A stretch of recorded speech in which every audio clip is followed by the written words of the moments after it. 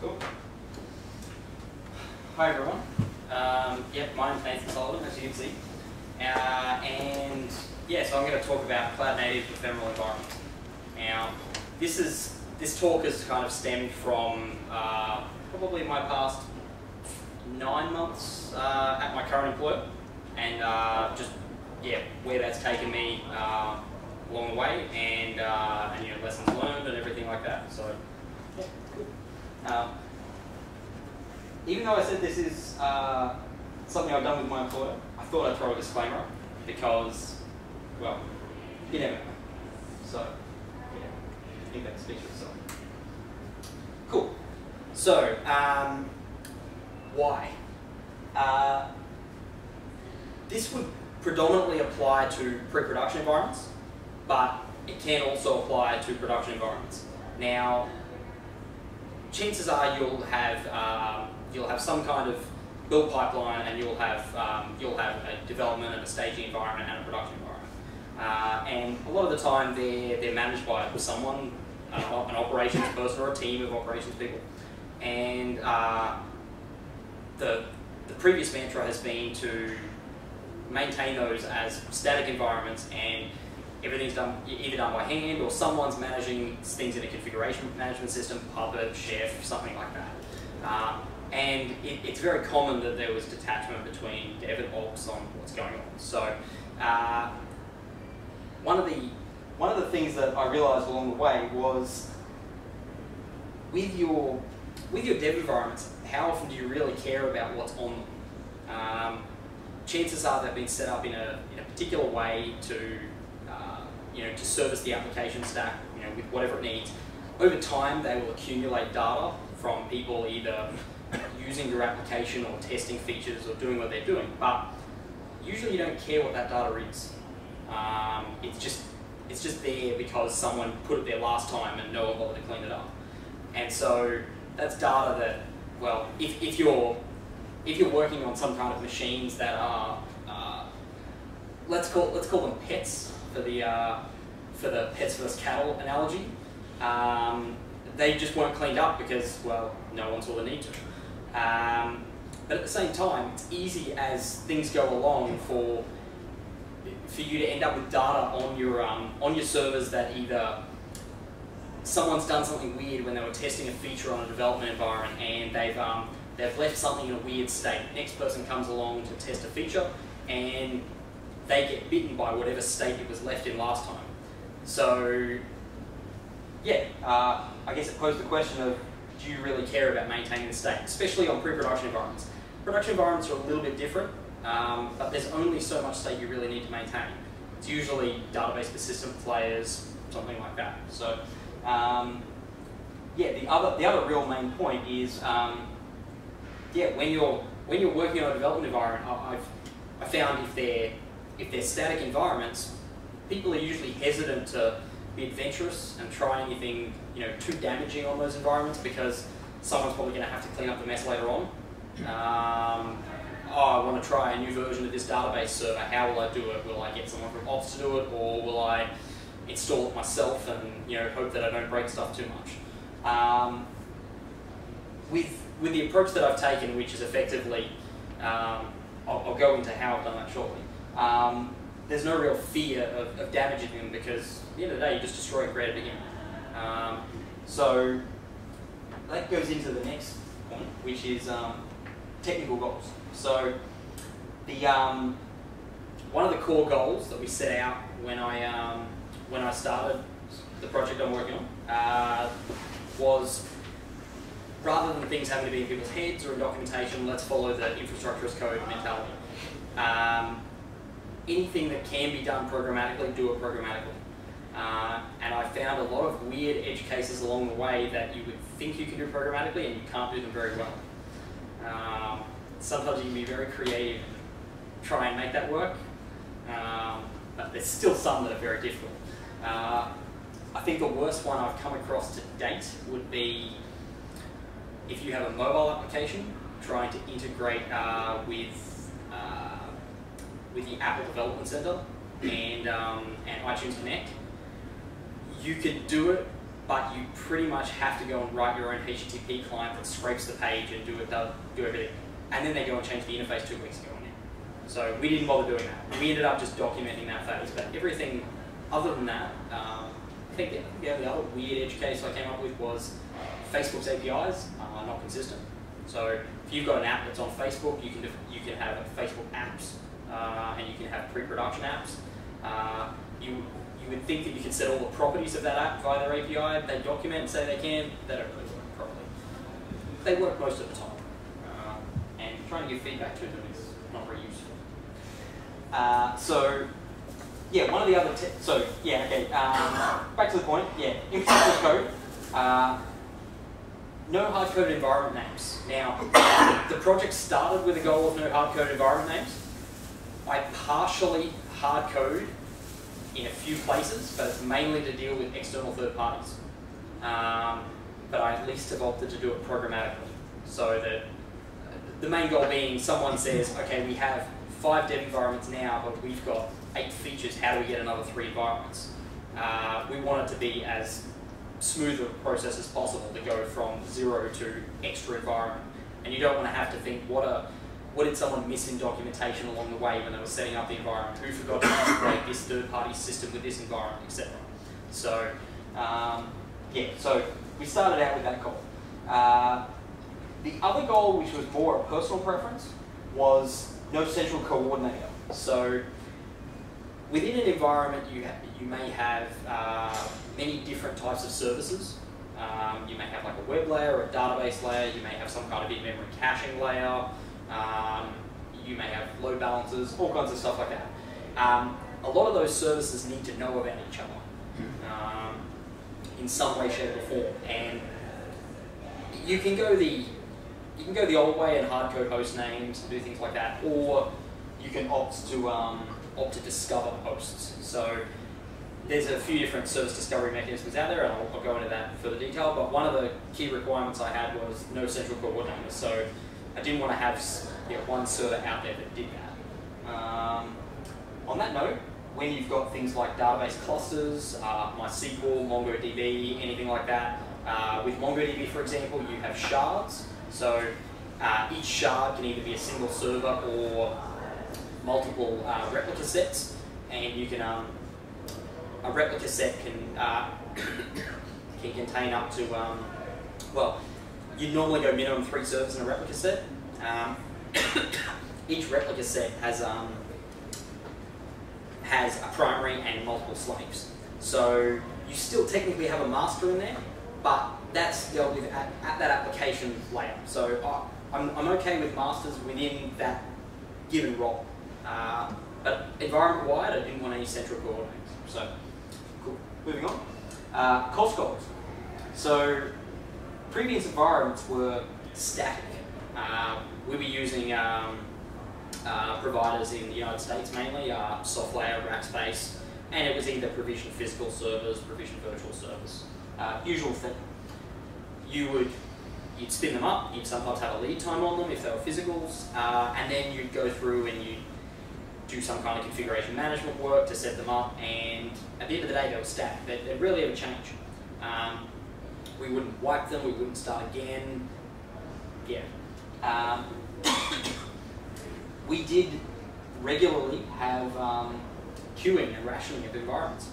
So, and that became a bit of a problem earlier this year, and timing wasn't amazing. But we worked through it. Now we're finding it's awesome because we always have more environments than features, and we never really get hit. One of the other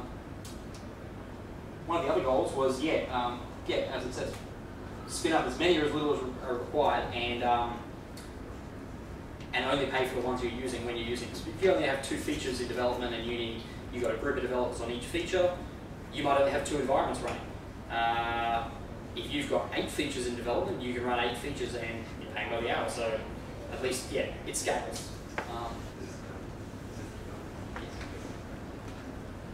So I'll go into the tools that I use to achieve this.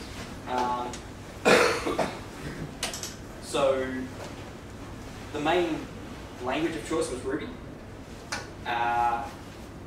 Most of the code is custom Ruby.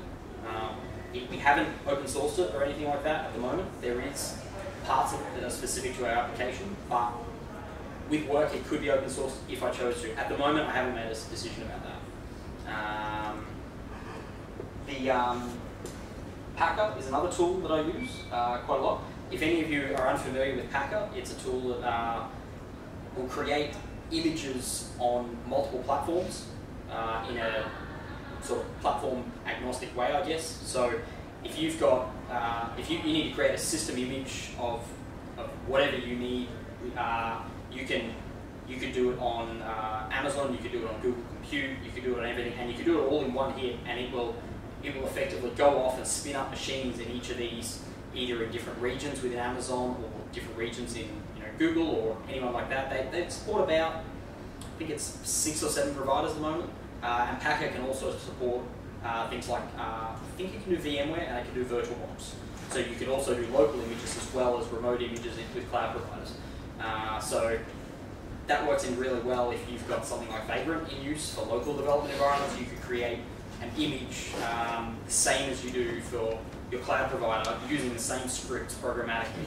So they have a concept of builders, which is the machines, and then they have a concept of provisioners, which is the provisioners are either a shell script or Puppet or Chef or something like that as a configuration management system. So, but yeah, Packer makes it quite easy. You feed it a JSON configuration file, and away it goes. And at the end, it spits out artifacts, which are image IDs. Surf is a tool which I will go into in more detail later on. Surf is a decentralized service discovery mechanism which runs on each server. Funnily enough, both Packer and Surf were written by the same group, or same team of people, one of whom also wrote Vagrant. They're both written in Go, and they pretty much run on anything that you need to. Packer is a collection of binaries. Surf is a single binary. Very small footprint, will run on anything, feed it a JSON configuration file, and you tell it to join other nodes, and away it goes. I'll go into more detail on that shortly. Puppet I use as my configuration management system of choice. So anything I needed to do on these systems to orchestrate them or anything like that, I tried to do it within Puppet. Some initial steps, bootstrapping machines, I did in Bash, but past that, Bash was used only as far as I needed to get Puppet running with the underlying versions of anything I wanted to do, and then from there I let Puppet take over. Librarian Puppet is a system that you can use to, I guess, manage all of your external module dependencies, external Puppet modules, and it will pull them all into one local place. So you give it a Puppet file, and from there you say this module, this version, this module, this version. Sometimes you can say where they come from, and you say, I think it's librarian Puppet update, and it will go and populate a local directory full of modules. And they're all usually community, provided modules, and away it goes. So yeah, and the cloud provider of choice has been AWS at this point. One of the big advantages with, actually no, I'll come back. So the overall structure, it's very similar in concept to Amazon CloudFormation, but I pretty much used it as my data input for creating an environment, and it basically says, what is an environment going to look like, the topology. So it's split into roles and components. The Puppet world has a concept known as roles and profiles, which I'm not sure exactly who came up with it, but it's becoming quite commonly used within that sphere.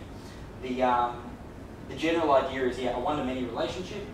You've got each role will have one or more components. Now, let's say you wanted to have a single server environment. You might have one role which has all of your components in it, or profiles. You may, on the other hand, need to shard it out for performance reasons or resiliency reasons. So from there, you'll have as many roles as you need, and you may have as little as one component in each role. So I'll show you an example. Actually, before I do that, so a role states a quantity, a size, and a network segment. The stack configuration I use is in the form of a JSON configuration file right now. It was designed around Amazon. If I did opt to adapt it to a second cloud provider, I'd probably make changes to it to make it a little bit more generic. I opted to go specific first, then try and genericize it later on. But yeah, the general concept is a network segment, internal or external. So if you have a VPC in Amazon, if the role is internal, then I won't give the machine a public IP. If it's external, it will get a public IP. Some things need public IPs, other things don't. Sometimes you're happy with an internal only IP and then just use an elastic load balancer as the public endpoint. And that's commonly what I do. So, yeah, okay. So an example stack. Now, I'll jump out of here and I'll show you here if it will load. Yeah, show you the right. Okay, so I might actually shrink it down. Still readable for everyone? So this was just a really basic file. I just took a subset of some of the work I've done and said, okay, I'm just going to create a stack configuration file. So you've got, I think there's 3 roles in this one. I've got,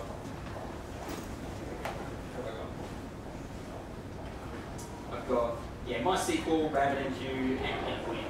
So there's 3 roles. MySQL, pretty basic at this point. It's got one component called MySQL standalone. The other aspects are, okay, well, it's an EC2 instance. An example of another type I could use would be AWS RDS. If I wanted to spin up an RDS instance instead of an EC2 machine and let Amazon manage it for me. The instance type, size of the machine, pretty straightforward. The network segment, internal or external. Now, HV type, hypervisor type, and storage type are probably Amazon specific items. How many people in the room have used AWS or are relatively familiar with how AWS works? Cool. Handful of them. Good. So, Paravirtual or HVN, there's your 2 options. Storage type, instant store or EBS. Quantity, so how many of these machines, and then what components in there. So with RabbitMQ, it gets a little bit more complex. So I have 3 of them this time. They're still paravirtual, they're still instant store, so the machines are ephemeral because they're instant store, there's no persistence on the disk. Generally I don't care if there's persistence. I probably would care a little bit about persistence on this one if I was going to keep the environment, it wasn't just a basic development environment. But I'll go into that shortly, what I do.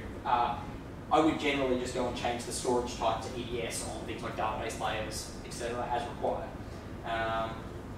With RabbitMQ, components are Erlang and RabbitMQ. The load balancers are specified on a per role basis. So for RabbitMQ, I wanted to have a TCP load balancer that uses the 3 servers behind it as their backends. So I go and say, okay, there's an array of load balancers here, and I can have multiple of them. The network segment is internal. Amazon gives you the option to have internal only load balancers, so they get 10 or whatever RFC 1918 IPs, and they're not publicly exposed. Perfect for our internal message bus. The health check target, so I'd say, okay, each machine I want to check TCP 5672. The DNS prefixes, so I have a internally derived DNS scheme, which I will go into in one of my next slides, which is environment name dash Amazon region dash DNS prefix. It's technically a suffix, I guess, but dot whatever my domain is. And so as many of those as I create, I get predictable host names out of that, and I can inject those wherever I need to. So then, the listeners, front end port, back end port, pretty straightforward. Web. So yeah, web. Very similar to RabbitMQ. The main difference being it's an external network segment. Now, technically on this one, this example is probably not the best. Now that I look at it, I probably would have gone network segment internal, and then done network segment external on the load balancers. And then that means the web service would just be internal only, and the load balancer would be publicly exposed. There's a DNS prefix at the web. The health check target is going to do a HP check for index.html on each machine. And these particular web servers, I have 4 of them, and I am using, in this scenario, it's a PHP-based website, so I'll have Nginx and PHP FPM. If you were doing some really interesting, complex stuff and trying to split up static content with dynamic content, you may opt to split Nginx and PHP FPM onto different instances. So you may have 2 different roles rather than 1 role with both. So that sort of shows an example of where you could split it up if you needed to, or you could put them together. And this is all about provisioning an environment from scratch, not updating an existing one. Correct. Yeah. The majority of scenarios nowadays, I try and avoid updating environments. Just destroy them. There are scenarios where you can't destroy them. There are also scenarios when it comes to production where you can destroy parts of the environment. Like bring them back. Retaining ELBs, but you can still destroy them. Retaining ELBs, destroying the instances behind it, keeping the database persistent layers, for example. So, It'll process sequentially through that. Start at the top and work its way through the bottom. What was that, sorry? It'll work through it sequentially, start at the top and work its way to the bottom. So what it does right now, the Ruby that I've written, I won't do any demonstrations during this particular presentation. I'm happy to talk offline and show anyone that's interested in more details. Generally, I actually spin up all roles simultaneously threaded. So I throw large amounts of API calls at Amazon and say, give me 50 machines, and of all these different types, and from there I wait until they're all successful. Yeah, cool. Okay. So your load balancers there, are they EL? The ELBs. Yeah, okay. Yeah. So the load balancers, they are ELB. If I was using another cloud service like Google Compute, for example, they have like a form of network load balancer, which is similar, but I think they try and stay lower level rather than get involved. But they're very similar in concept to ELBs. So most sort of cloud providers in that sort of realm these days have something that does that exact task. So is there a reason that you created this instead of using CloudFormation? One of the motivators, I may have put it in a bit future slide. Okay. But one of the motivators was I didn't want to be heavily tied to Amazon. It's very easy to get tied to them and make it very difficult to move off. But I wanted to keep my options open in case Google Compute or anyone like that ended up in a parity position and they offered us a cost incentive to go and say, well, maybe we should do it there. So I would still have to do work to migrate to another provider, but it would be 10 or 15% rather than starting from scratch. Because the tools that I've used a library in Ruby called Fog. Fog is a multi-vendor cloud, I guess, abstraction layer, and you can use it with as many providers as you need to. Packer, same deal. One of the reasons I also used Surf was because I can run on the machines, and it doesn't matter where I'm running them as long as they're Linux machines, which in this scenario they're all Linux. I can run it anywhere. So at least my service discovery layer should require minimal changes if I change provider. Yeah. So CloudFormation was seen as a vendor login item. It was something like Terraform. I don't know if that existed. So Terraform didn't exist. Terraform only was released about a month or 2 ago, and I emailed Mitchell and said, yeah, it's funny you've released this now, because I just did something very similar in Ruby over the past 6 months. So yeah, I've been meaning to talk more with him about their website's really cool. Their websites are always cool. Yes. So Mitchell's pretty cool. Yeah, well, hence Packer is Mitchell's work, and Surf is, I think, Arm's work, one of his colleagues. So yeah. If I started again, I would seriously consider Terraform. And if there were features missing, I would probably go and try and pull requests them into Terraform rather than starting again. So yeah.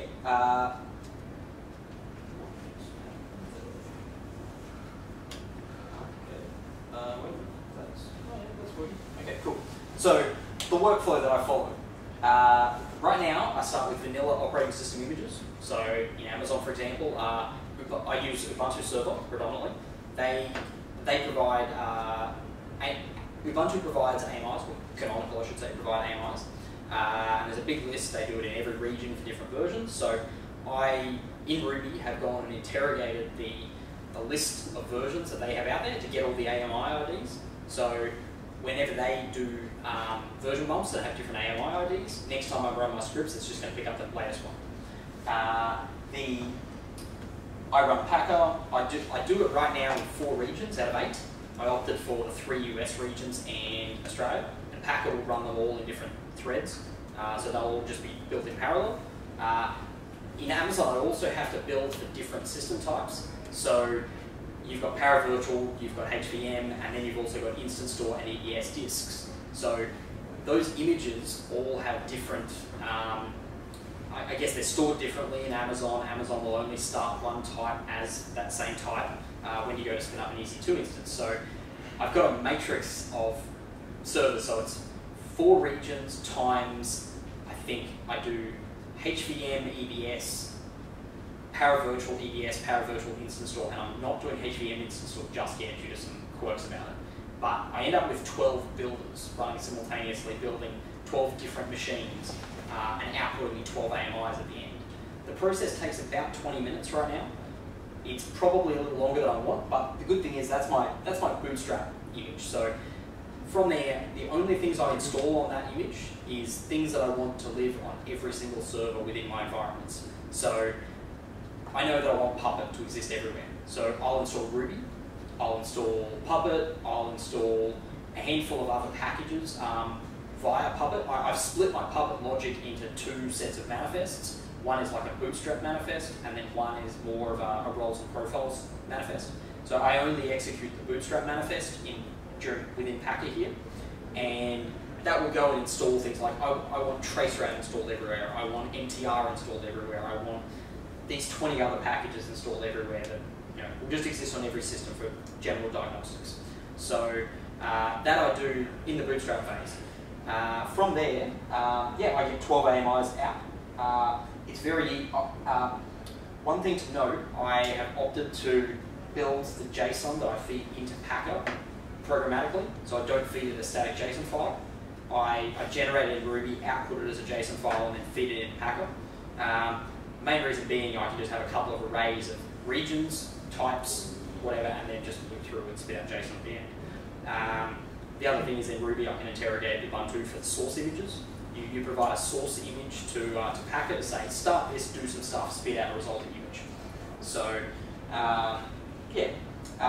the result is I end up with bootstrap AMIs. Now, all of those AMIs are tagged, so I make heavy use of Amazon tags to say, this image was, if I have branches within my within our source control system, I can tag this image as being for this branch. I can put a version number on it. Right now I think I'm using version numbers specific to the version control system that we're using, which is Perforce. Within our project we use Perforce, so not my personal choice, but that's fine. So yeah, we use change list numbers from Perforce as our version numbers.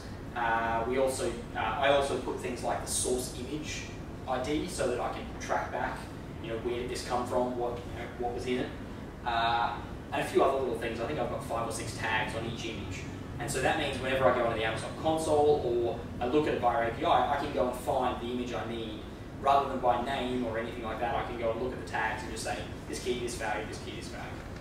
So then one of the things I'm not doing yet, it's a TBD, I guess, item, is this item over here. which is doing role-based AMIs. Now, what that would involve is taking the Bootstrap AMI as an input, running and then running the package job per role. So if I had MongoDB, I had a web role, I had a MySQL role, running Puppet on each of those for that role. So the MongoDB role would install MongoDB, the web role would install Nginx, PHP FDM, may do some configuration, but a lot of the configuration I would leave for instance startup. It would mainly be package installation, because the key goals of doing that would be to speed up any kind of environment provision. So right now I do this phase, which is I take the Bootstrap AMIs, I run my environment creation scripts, and it spits me out an environment.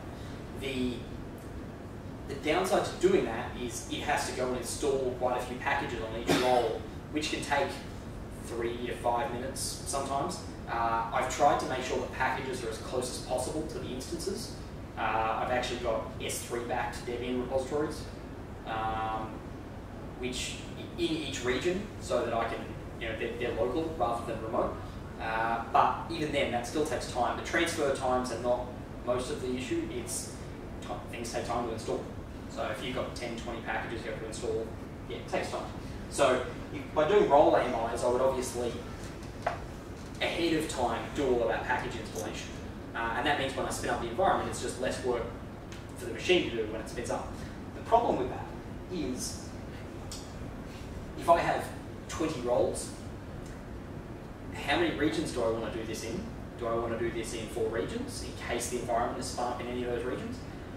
And then do I need to do it for PV, HVM, instance, or EBS?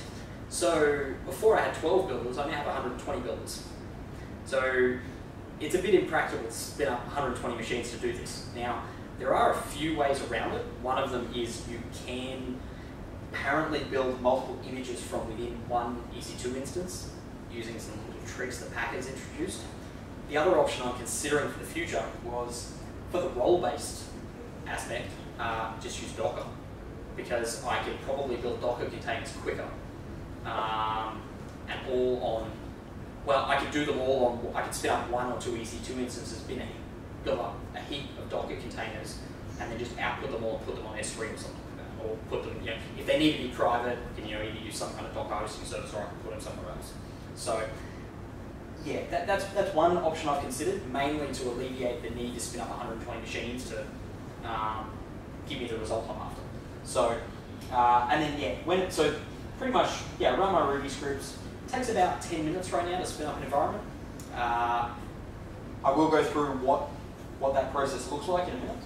And then at the end of it, I destroy the environments. So, what have we got? So, environment orchestration here. As mentioned, custom Ruby code base. So it's a subset of CloudFormation. I can't do everything CloudFormation does by default right now, but that was, I guess, the cost of wanting to not eliminate that vendor lock-in. So I'm using a library called Fog, as mentioned before. Pretty much everything I do involves just direct API access, so EC2 run instances, the Route 53 APIs for DNS, anything like that. So rather than using an Amazon provided abstraction layer, I'm just hitting all those APIs myself. I have multi-vendor options, as mentioned. No dependency on CloudFormation. Provisioning speed is as fast as I can get AWS to process the API calls. Now, I probably should have performance tested this before I started, but a lot of comments I had heard out there was CloudFormation takes some time with very large stacks. Some of the reports I heard was, expect half an hour for big environments. I can spin up a 40 server environment in 10 minutes, but I do very often hit API limits. So there's a lot of funky stuff you have to do to try and work around. As mentioned, image creation is using Packer. So this is what it looks like when I go to create an environment. So first things first, I write some metadata to S3. It's just little JSON blob, who started it, when, which region it's in, and I use one. Well, technically, I've got more complex. And I use 2 regions with S3, and I mirror the S3 object. But basically, an environment name, no one knows where that environment is unless they query the metadata and say, hey, where does it actually live? An environment lives within one region right now. I haven't done cross-region environments. It wouldn't be too complex to do, but I thought I'll start small. I'll go with one region. But the good thing is, I'm not limited to any one region. I've opted to build images in 4 regions, so I can spin it up in any of those 4 regions, and there's no real penalty to which one I pick. If someone says they want something local because they want low latency to test something, I just spin it up in Sydney, done. And the 4th region I opted for outside the US was Sydney. So the next thing I do, I find the AMIs, so I interrogate the Amazon APIs and say, okay, what images are out there based on I want this feature branch, I want all the version numbers, so I'm going to pick the latest one, or I'm going to pick a specific version number. And then I think I've also got a tag of Ubuntu version, so precise and trusty. So previously we were using the latest LTS until Trusty came along, and now that that's out, I can obviously just go and create images for precise and trusty, and I can phase a cut over them, and then I can just get rid of the precise images when we're done. All that would really take for me now is to add one line into the packet provisioning scripts, and I'll have 24 builders instead of 12, because I'll just be building for 2 OS versions in parallel. That combined with changing a heap of package versions that are hard set in various places. So once I find which AMIs I want to use, one of the selection criteria with AMIs, I future-proof the scripts by saying, look for an AMI with a specific role attached to it first. If there's not a role, fall back to the generic Bootstrap AMI. So the advantage to that is once I got around to doing role-based AMIs, I can, the provisioning script will just find them and use them. There won't really be any work on that perspective. I then start however many instances of each role using that AMI. I then set up DNS entries for each hostname. If they're internal only, I've got a different convention for internal versus external hostnames. I then create any required load balancers. One of the interesting aspects with load balancers, Amazon, if you're using Route 53 for DNS, Amazon has a feature called alias targets, where you can, normally if you're using DNS, you can use CNAMEs to alias one record to another. In Route 53, you can say an alias target will point this hostname at this other hostname. If you do a public DNS lookup, it'll give you the result of the destination hostname without the CNAME, so you can avoid the extra DNS lookup for your client. Now, one of the interesting parts about that is if you create an ELB, you can't add alias targets to it for about 5 minutes. So I found that out the hard way, obviously. So first thing I do is I create the ELB as the very first step, and then I wait X amount of seconds, and then I try and bind the alias targets, and I just do exponential backoff and do retries until they finally let me. In the meantime, the instances are all being spun up, and once the instances come up, I register them with the load balancer, and away I go. I verify the instances are accessible. I test that I've got something like SSH at this point.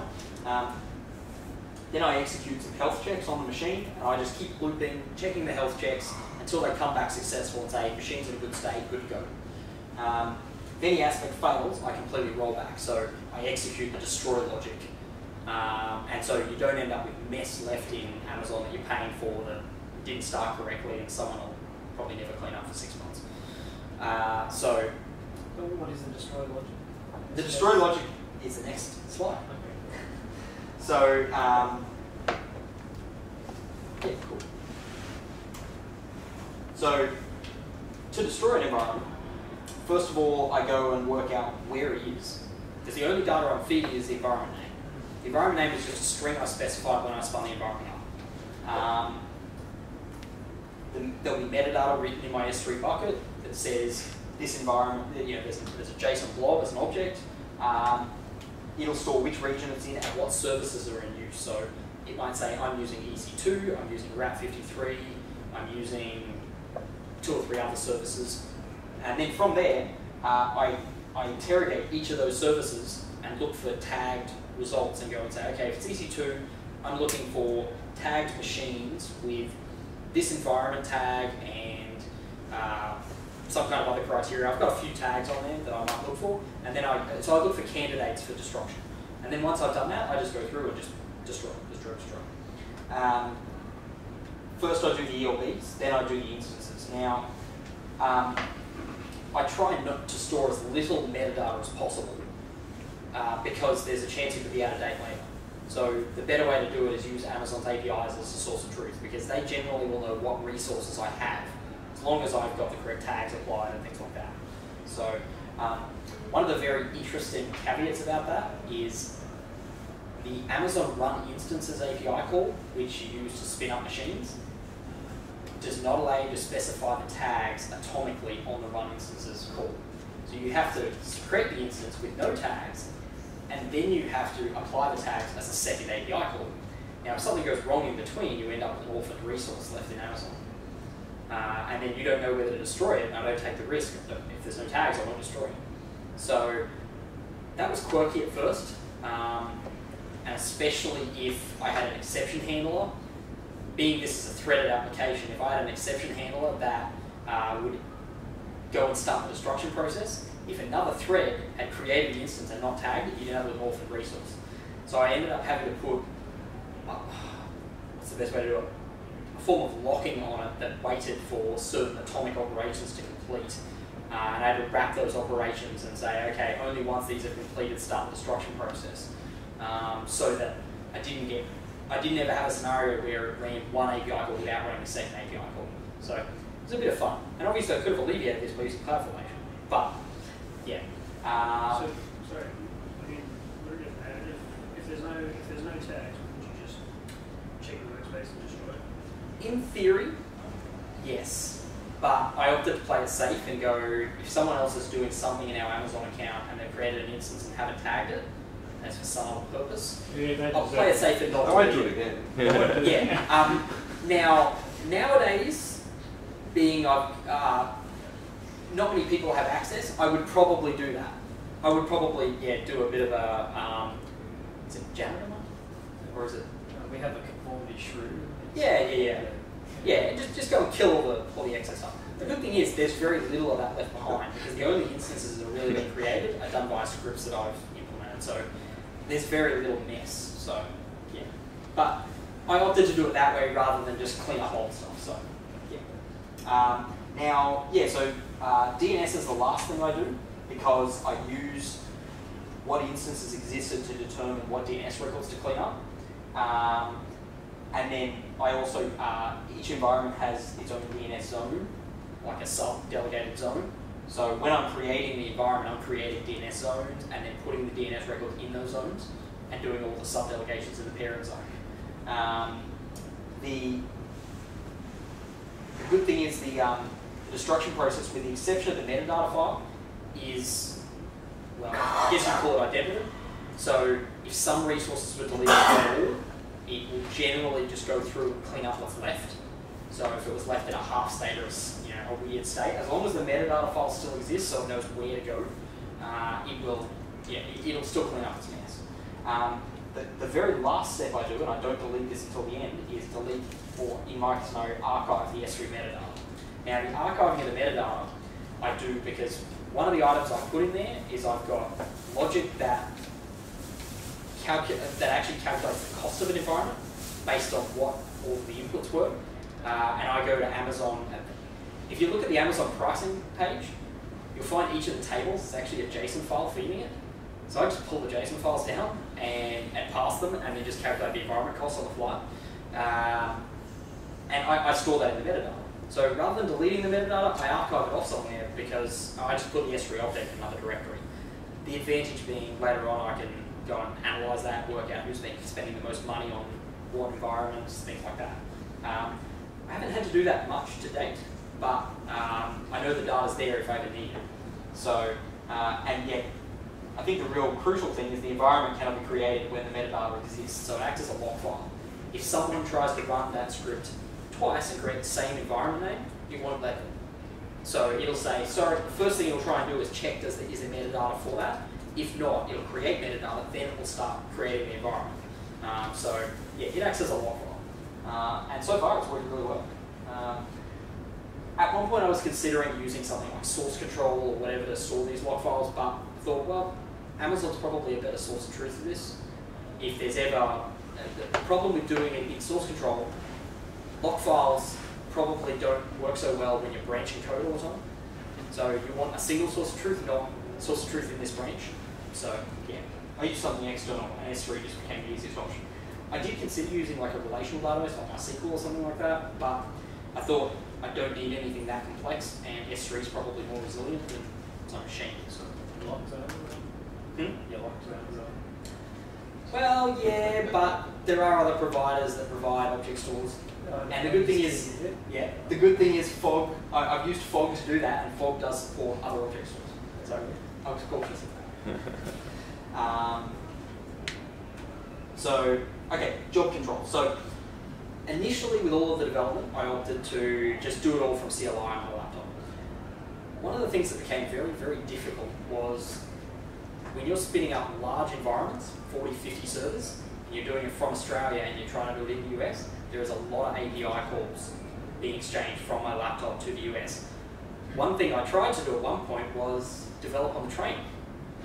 And that ended very, very quickly because I could not get reliable enough connectivity to spin all these API calls and end up with a consistent state at the end. So knowing that, as well as knowing other people within our organization and team are probably not going to have the same Ruby stack I have locally, I thought it'd be best to give them some kind of job control mechanism to go in with a web interface and do this stuff. I could have implemented my own web interface. I considered at one point even just making a REST API that they hit it and it goes and does stuff behind the scenes. In the end, it just came down to, well, we have build schedulers like Jenkins, Bamboo, other systems that are very similar. At the time we were using Jenkins, we'd be migrating over to Bamboo at the moment. So I thought everyone knows how to log in and start builds. I'll just make an extra plan in the same place. Don't need to worry about, they all know the interface well enough. So if they know the interface for doing builds, they'll know it for environments as well. I have a few different plans. One of them is I can do all my Packer runs out of there, build all my images, just make some change, kick it off. I can perform any creation or destruction tasks as another plan. And yeah, anyone with access to Bamboo can do it, and I don't have to grant anyone direct AWS credentials to do any of this. So with CloudFormation, for example, I would have had to give them direct credentials to upload a stack and start it. I've just put an abstraction layer in place that uses our company authentication to do that. So you can still call CloudFormation from CLI, which is basically what you're doing here, right?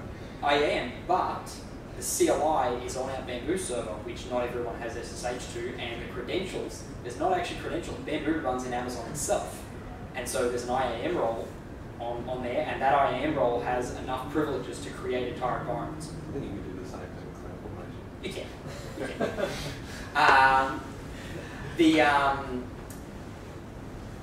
One of the other things you probably could have done is STS tokens. You can do temporary tokens, issue them out of stuff. And I actually did have to do that for other parts of our stack. So we had, some of the staff had a handful of CLI scripts that they needed to stop and start applications, things like load testing, things like that. So I ended up saying, I don't want to hard code host names into all of these configuration files for all these environments. So I'll give them a basic script where they can run the tool, specify an environment name, and it will interrogate Amazon, give me all the host names, and then it logs in and they can do their thing. For that, I had them log in with our company LDAP, send them off to a, behind the scenes, it did an HTTP call to a web service I set up, very basic stateless web service, looks up their LDAP credentials, and then that machine has enough IAM privileges to grant STS tokens, and it just passes an STS token back in the response, and then the scripts locally use that token to do their thing. and they're temporary and they only live for so long. So security-wise, yeah, I kept it pretty locked down to most people, so there's minimal risk of having to worry about what people have done. As long as their LDAP account has been killed at the end of the day, they can't really do any damage. The other advantage to using Bamboo, or in the past Jenkins as well, is an audit trail. So all of these systems have a console log or a log of the output of what's happened. So I can see all of the output for each environment, create, destroy. I can see what happened in Packer runs. If they fail, I'll get emailed about them. It does its thing. It works really well. So I'm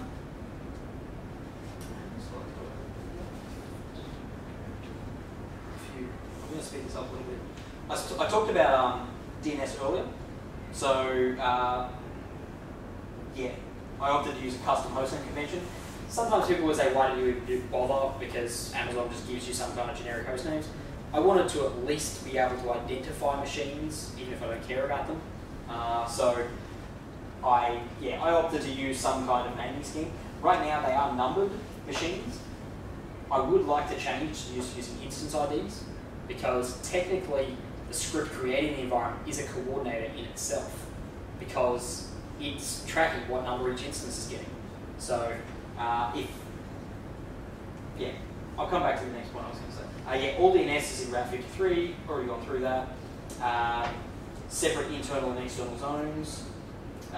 You can see the example format, pretty straightforward. I use a different format for Elastic Load Balancer hostnames. The biggest motivator being wildcard SSL. You can only have one dot, or you can't go back multiple levels in your wildcards unless you're a CA. So yeah, I opted to use a single subdomain for all of the all environments DNS names, so that I can use one wildcard certificate across the board. Puppet. So I'm using masterless Puppet. So it's executed on instance boot. Startup scripts go and say, okay, yep, start Puppet, do some stuff. The modules are baked into the AMIs.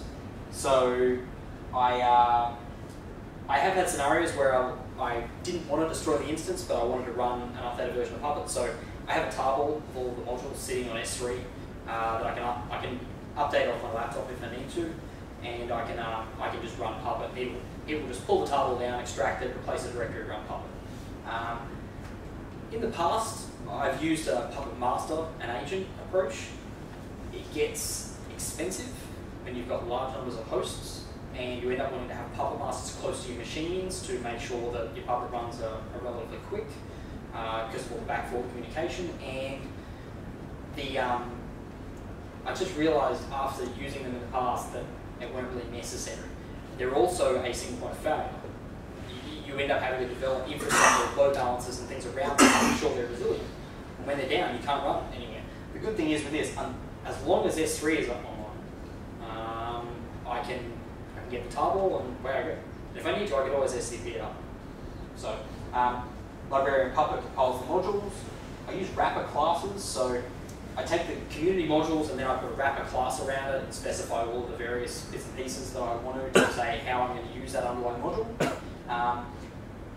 I have considered using Hiram. I could probably get rid of a lot of the wrapper classes by using Hiram to just store what I want the underlying community module to do. Some of the community modules will support it well, others won't. At the moment, it hasn't been necessary, and I've been managing fine with just doing wrapper classes in another module, so it hasn't been high on my radar. Service discovery. Do you clean up? Do you remove that as part of the AMI creation process? Clean up your Puppet modules, or? So what I do is the Puppet modules are all in version control. So I use Librarian Puppet on my local machine, pull in all the modules, store the entire set in version control. When I run Packer to start a new AMI run, Packer has a concept of file provisioners. So before Packer runs, I actually I check out the source code on the Bamboo machine, and I then build a tarball, and you feed it into Packer using a file provisioner. And so what that will do is when the instance comes online, it will upload these files into a directory of your choice, and the first thing I do in the provisioner is extract that to use a source puppet. And then that becomes the source of truth on that AMI. So technically I'm always starting with a clean slate, because I'm always starting with a vanilla image. Yeah, but do you remove them afterwards so that when it's running you don't have all that configuration information on that? I don't, no. Okay. Right now I leave them on the system. If I ever need to ensure the system conforms again, I can just rerun Puppet. Technically I could RM it, and there would be no real detriment, but at the moment I don't. If there was anything security sensitive or anything that I didn't want left behind, I guess I could, but I haven't had enough of a motivator to need to. So when you do that, you put all your Puppet stuff, not just the stuff for that role. So it'll be all your. Yeah, that's correct. Yeah, it is all. Yeah, I don't just right now. My tarball is, I think, 5 meg. Yeah, I'm doing something similar. Yeah. If I had a big legacy Puppet setup, I would probably look at sharding it out, because I wouldn't want to be transferring 200 meg tarball or something like that. I'd probably go down, shard up my role first, things like that. But I kept it lean. I picked the best community module I could for each role that I needed. And yeah, it stayed very small, so I've been pretty happy with it. So yeah, service discovery is an interesting item. Service discovery, yeah, you need it really when you want clusters to auto-form. Surf, obviously no central coordinator. It's written in Go. It's a single binary.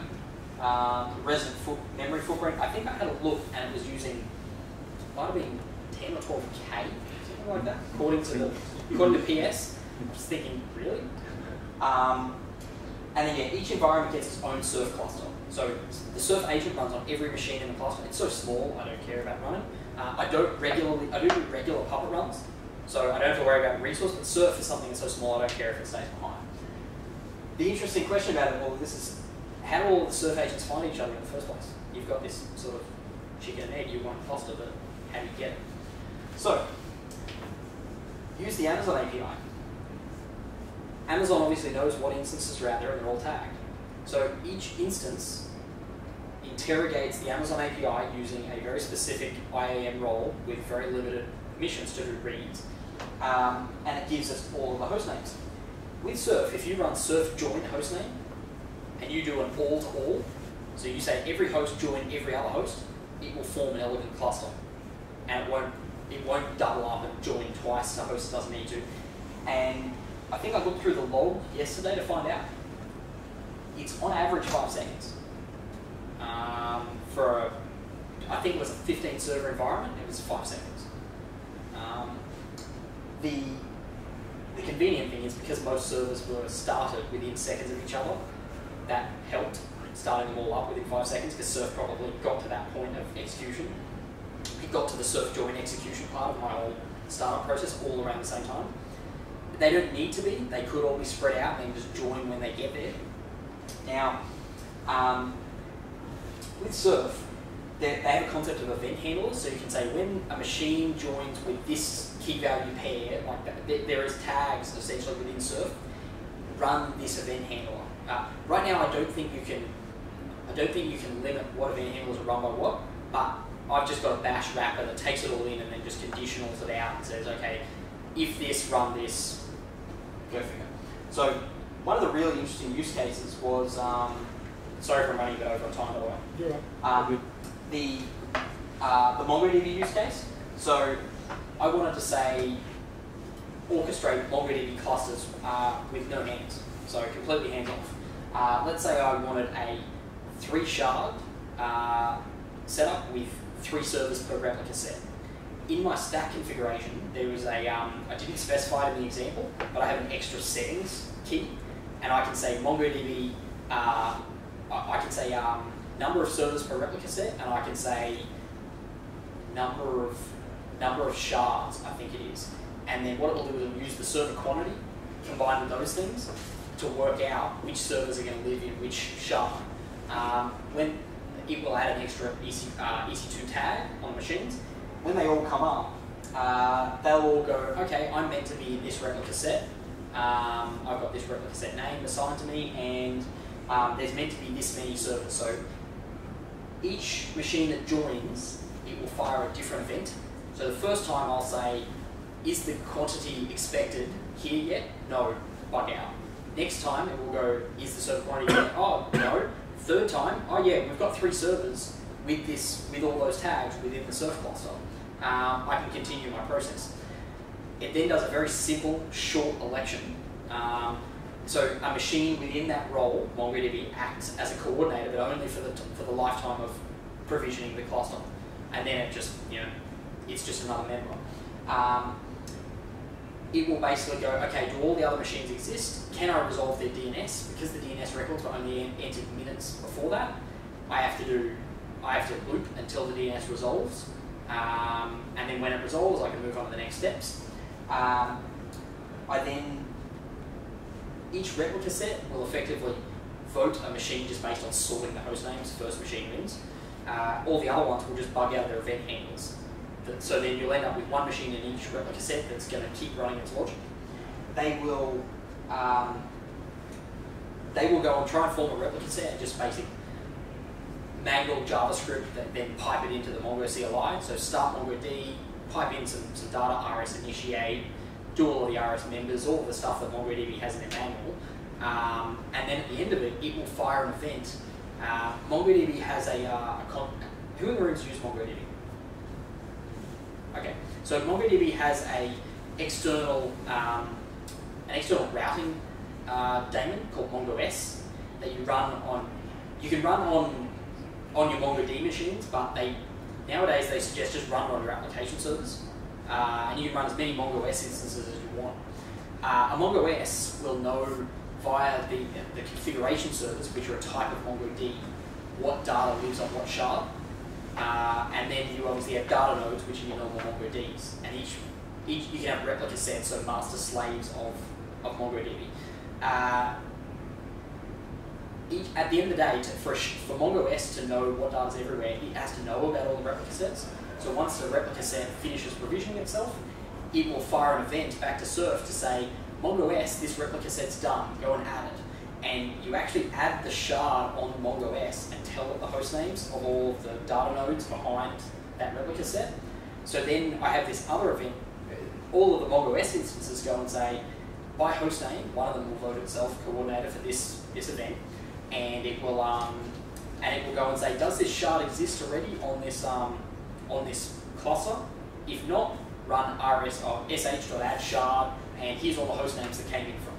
And I can interrogate Surf if I need to fill in any of those blanks. So at the end of it, I end up with multi-shard MongoDB, and